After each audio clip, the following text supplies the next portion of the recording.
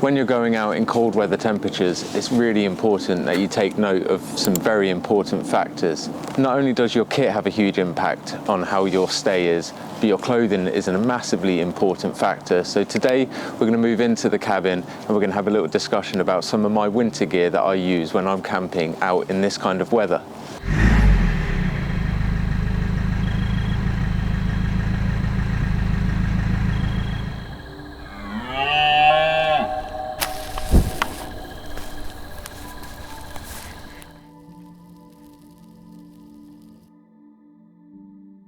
So today we're going to go into what I'd take when I'm winter camping, and we can start off with simple things like a beanie. Obviously I'm a flat cap wearer, but it's very easy to take one of these off, fold that, put it in a pocket and chuck something like this on, just a simple beanie, and already the warmth difference is amazing. I'm keeping my ears covered, I've got a nice insulating layer on top of my head, and in fact if I'm not too worried about looks I can whack that on top, and obviously a hood makes a massive difference. Just something like that on this bearskin fleece. And again, a fleece is a lovely layer because it's nice and warm, they're quick drying, and they're something that usually I'd have as a mid layer. So there's three main factors to think about with cold weather gear, and of course weatherproof, so waterproof and windproof is usually a very good idea in these kind of temperatures. Cold weather and wet weather go together, so they're often twinned, so weather protection can be our first. Obviously warmth would be our second. We want to stay warm and insulated, we want to enjoy ourselves when we're outside. But one of the big important factors and unspoken about factors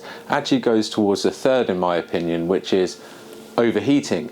We want clothing that isn't going to cause us to overheat. Overheating causes sweat, which in turn cools us down much quicker than if we were dry. The problem always is having a layering system that works for you, that when you're hiking in somewhere you're not going to work up a sweat, which then when you're more static or sedentary you're going to then cool down because the wind chill or the colder weather comes in, and actually that cold damp around your skin is no good. So wicking layers are massively important. So we've all had those days when we go outside and we think we're all nice and prepared, we've got all our kit with us, and then the evening starts to set in, as does the temperature, and obviously you're more static, you're around camp, you're relying on that campfire if you even have one to stay nice and warm.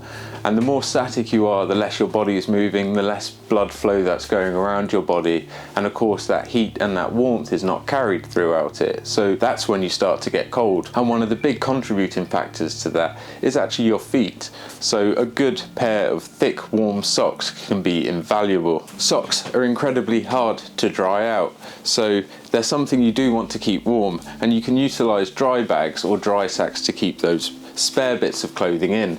But of course, to keep your socks dry on your feet, it's important to have a good pair of boots. So the Gree Sport boots that I'm wearing right now are fully waterproof, and they're a high top boot. I got these because they're designed for deer stalking, which I do partake in, but they keep your feet nice and dry, and they can be twinned with a pair of Gators to extend that waterproof area further up your leg. Now, Gators aren't a bulletproof way to keep your feet dry. One of the most important factors to take into that is actually avoiding getting them wet in the first place, and picking a path that, if possible, is going to prevent your feet getting wet is always preferred. It might be nice to go through those and test your boots, but when you're out on a trip, that's not the time to do so. You're going to rely on those to keep, again, your body warm and your socks dry, and all sorts of issues can arise when you've got wet shoes or socks because they're incredibly hard to fully dry out when you're out on the trail. So one to keep in mind, try and keep them as dry as possible. Obviously boot care goes into that a lot as well, so going with the manufacturer's recommended waterproofing agent or wax is always advised, so definitely go look at those guidelines they recommend. I use a wax here from Gree Sport for these boots, and I haven't had an issue so far. They are an incredibly well priced, affordable and waterproof boot. Now, talking about Gators, these are some Laxon Gators. They're a sporting or shooting gator, but they're a lovely green colour. They're a soft, silent material, so they don't rustle so much, which is lovely when you're out in the woods on the trail. And they just fasten around your leg, clip onto your boot with a strap that goes underneath. These aren't an essential, but when you're walking through snow or walking through long wet grass, these become a whole new different piece of kit. They really do protect those cuffs on your trousers, which also again wicks up the moisture up your leg into your long johns or your underlayers, which we'll go on to next. But just a good recommendation, a pair of Gators. You can get these much more reasonably priced at other stores like Decathlon and all sorts of places. But if you're going to go out for a long time and you're going to rely on these things, look at something like shooting or sporting brands. The crossover with Bushcraft, I'm telling you, it's definitely one to look into. So now that we've covered feet, it's a good point to move on to underlayers.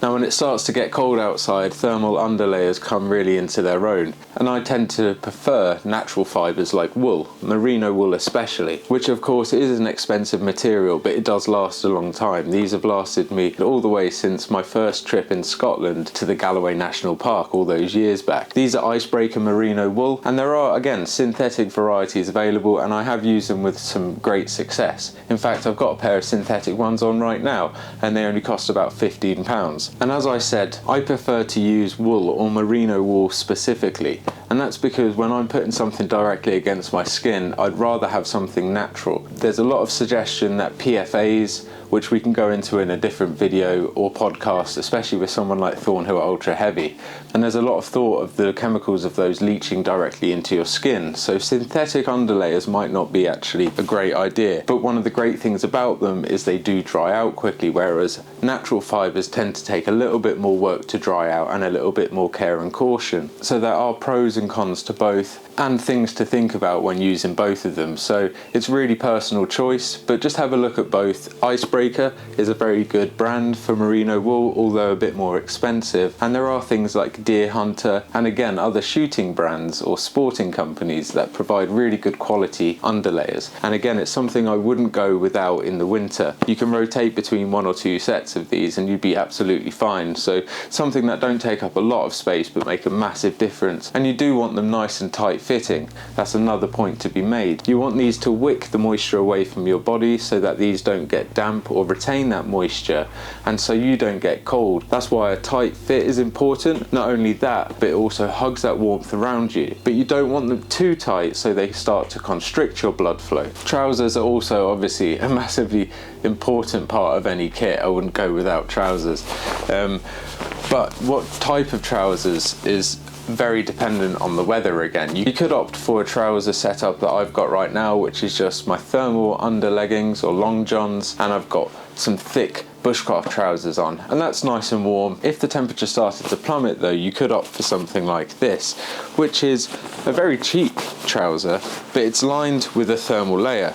So in fact, just wearing these alone makes a massive difference. They're incredibly warm and probably only 20 to 25 pounds. They're crag hoppers, so they don't have to be expensive. But again, the issue with these is if they get wet, they're going to start reducing your body temperature and they're going to start making everything else wet, which is where waterproof trousers in this time of year become really into their own. And you could just use a simple overlayer system with those trousers.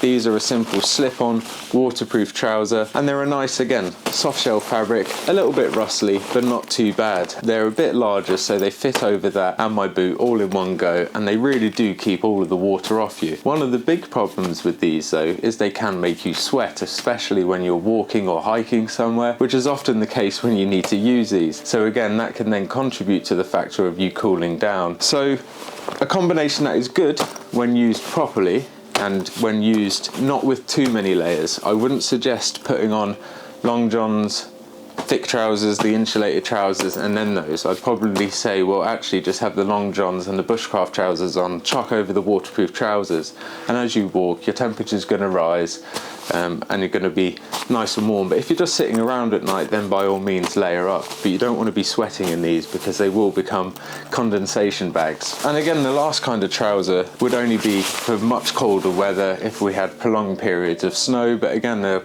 places in the world where that's quite common. So something like a skiing, snowboarding, winter insulated over trouser is a perfect bit of gear. And again, there are shooting or sporting companies and outdoor companies that do very similar style trousers in more neutered tones. These are a skiing trouser, but they're very waterproof, well insulated, and they've got these really good elasticated cuffs so that no water can get up into your underlayers of clothing. So again, very good for deep snow or for wet weather. They're just another trouser option that I thought I'd add into the mix, and something that again we wouldn't commonly use over here in Britain unless the temperature started to plummet or we were really going into some wet weather expeditions. So moving upwards now, we go to the torso, the main body area, which is massively important. We have our kidneys here, a lot of our vital organs, our core, and we want to keep that temperature really protected. And there's different methods we can utilize to do so, either with technology or just with a good layering system again. So something like this, a warm fleecy shirt, is fantastic. This is from Hogs of Fife, and they're just a really good mid layer. Again, very quick drying, they pack down relatively small, and they're just incredibly warm and snug. Now I do often wear a shirt like this, a cotton or woolen shirt. There's a lot to be said about cotton in the outdoors, but if you keep it dry, it's absolutely fine. And obviously under that there, I have my underlayer here, so that's wicking the moisture out, and I'm then obviously covered in a fleece. But under that, if it was starting to get colder, I could chuck this on, which is a fleecy overshirt, like I said, and it just gives that added layer of protection, a little bit more warmth for a really relatively small pack down size. So it's a valuable asset, and you could replace this with a natural fibre. It just might be a bit more weighty, but wool on the other hand does retain some of its insulating properties when it's damp. So there are crossovers, but really dampness is not what you want when you're out in these trips. So trying to avoid it at all costs is the most important factor. And I touched on at the beginning, obviously, technology. And you're probably thinking, well, how can you use technology to stay warm? Well, obviously there's loads of synthetic technologies. There's loads of modern synthetic fibres that are coming out which aid in warmth and breathability. So they really do help with that layering system. So I suggest you go out and have a little look at some reviews of different clothing. Go out into the stores and try them yourself. And just build a kit that you can rely on and you know that's going to keep you protected no matter what. This is a great jumper. This is by Aurora, and not only is it a great jumper with a fleece lining, so it can be used just as that, but it also has the option for the plugging here of a little power bank, which then turns this into a heated jacket. Now I wouldn't rely on this for an expedition, nor would I take the power bank. I might take the power bank as an emergency for all of my electrics, and then have it as an option in case I got severely cold. Not a bad shout, but I wouldn't rely on it. I'd definitely use this on a day trip if I know the temperature's dropping outside and I'm going to be stationary, bird watching, hunting, stalking, something like that. If I'm going to be sat around for a long period of time, that's when something like this can become invaluable, when you don't have access to a fire. So if I was up on the hills and I was tent camping, something like this in the middle of the night could really give you that boost. And of course, these come with their own caveats of needing to be charged and having a power bank, so not something I'd rely on for wilderness expeditions, but something we shouldn't overlook. And obviously then we could go on to something like this, a puffer jacket or down jacket. They're really good warm layers, and you can see just how small these pack down to. This goes even smaller in a compression sack. This is a Rab jacket, and I've got ones like Hardland, which are again much lower budget but do the exact same thing, and they're incredibly warm, and they can go again over this, under this, under a waterproof jacket, and give you an incredible amount of warmth. They really do trap the insulation between those either synthetic fibres or the feathers. So a really good option, and something that most mountaineers don't go without, so really worth looking into. And then twin all of that, the waterproof trousers, all the insulation that you've added to your layer and that layering system, then you want to top that off with a nice windproof and waterproof shell. This twins with this bearskin fleece, so I can actually zip this onto this jacket, and this becomes an all-in-one fleece and waterproof jacket. It's a fantastic piece of kit, and it really is a well thought out design, but the most important part about it is it's breathable and it's waterproof. So that means that I'm not going to be perspiring and dampening myself, and the water from the outside is not going to be getting in. It's extremely hydrophobic, so when it rains, the hood sheds it off almost instantly and it doesn't pool anywhere, which is incredibly important. I see a lot of waterproof fabrics not taken care of, and people not using the right aftercare products to maintain that water waterproof ability. So doing that is really, really important just to keep that water shedding off. Hydrophobic action will always prevent ingress, so keeping on top of that is really important. So again, twinning all of your layers and your layering system with a good waterproof, either Gators, waterproof trousers, or even chaps, they're a good option, which I didn't mention, and a waterproof jacket with a good hood is always important because that keeps you dry. Dry means warm, and you're able to keep hold of that warmth. Your body's not having to spend energy replacing warmth that's getting sapped out from dampness. So I do hope that's given you some insight into how to dress for the colder weather. It's obviously very personal when it comes down to clothing, and this is only some of my suggestions for these items and what I use myself when I'm outdoors. I haven't been in extremes like -20 or 25, so if any of you guys have got any suggestions, that would be really invaluable, and hopefully it's something I do get to experience at least once in my life, so I get to test out some of my kit, see iterations of other people's designs of kit, and then start to learn really about deeper cold weather experience. But I would be confident going out in my gear and building upon that just to see what's needed. Obviously there's a lot more that goes into cold weather camping, so over this winter I'll be doing some series on cold weather fire lighting, cold weather cooking, cold weather camping in general. So hopefully next time we'll be out of the cabin and back into the woods, and if you guys have got any suggestions or comments for this video, please leave them down below. And thank you so much to all of my new subscribers. We're almost at 10k, so if you could drop a subscribe, that would be greatly appreciated. I rarely ever ask that, but it's a big moment. So thank you all guys for watching, and until next time, stay safe and I'll see you soon.